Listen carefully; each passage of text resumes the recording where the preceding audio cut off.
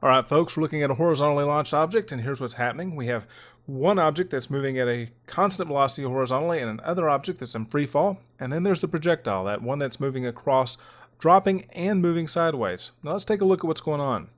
Our object is moving at 30 meters per second to the right, and vertically it starts to drop with zero velocity at the very beginning in the vertical direction. Now as it falls in the first second, it's going to gain up to negative 10 meters per second in that vertical velocity. And by the second, it gets up to negative 20. Now, if you notice, the horizontal is also keeping pace. In fact, it's doing about 30 meters every second. So what's happening here is there's a constant velocity for the object as it moves to the right, but vertically it's picking up speed. And also, it has the same properties of an object that's dropped in free fall. So that's what's going on with a horizontally launched projectile.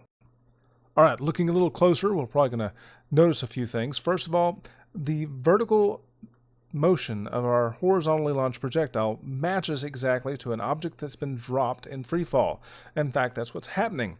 Horizontally, it matches an object that's moving at a constant velocity. And that should make sense too, because, well, if it's a projectile that's in free fall, there's only one force acting, and that's the force of gravity, which is in the downward direction, not horizontally.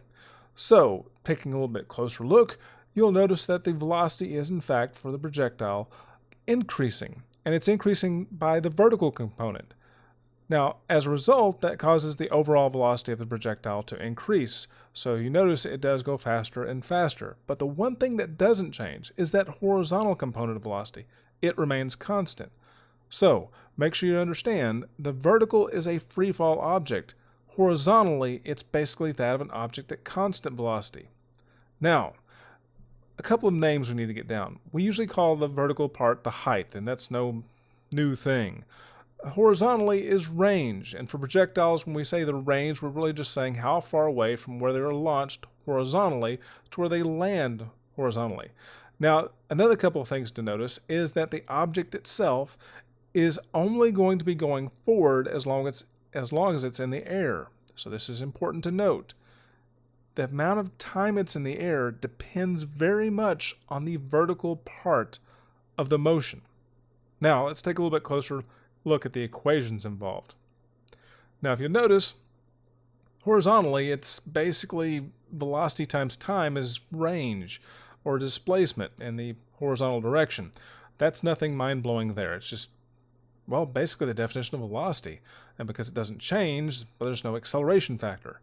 Now, on the other side, the vertical motion, well, we can have the entire kinematic equation list because we have acceleration, we could have initial velocity, but not in a horizontal launch, and, well, you could also have equations that don't have time in it. You could actually pick the one equation that doesn't.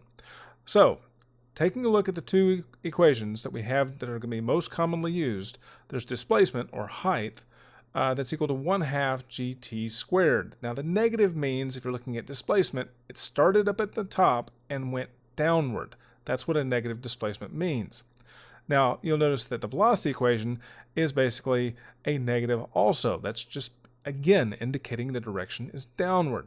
Now the one thing that's in common between the two motions is time. You have to understand, if you don't know how to solve the horizontal motion equation because you don't have enough information, that means you've got to use one of the vertical information equations to solve for time. Same thing is true for vertical. If you don't know enough to find something about the vertical motion, it's most likely that you need to find the time in the horizontal motion. Now these are basically two kinematic problems set up. One's horizontal and one's vertical. And the key thing to remember to solving these problems is time is pivotal, which is why I said, when all else fails, find the time. So, that's basically a quick review of how to look at a horizontally launched projectile. We'll be looking at the other types of projectile launches in later videos, but this is the beginning.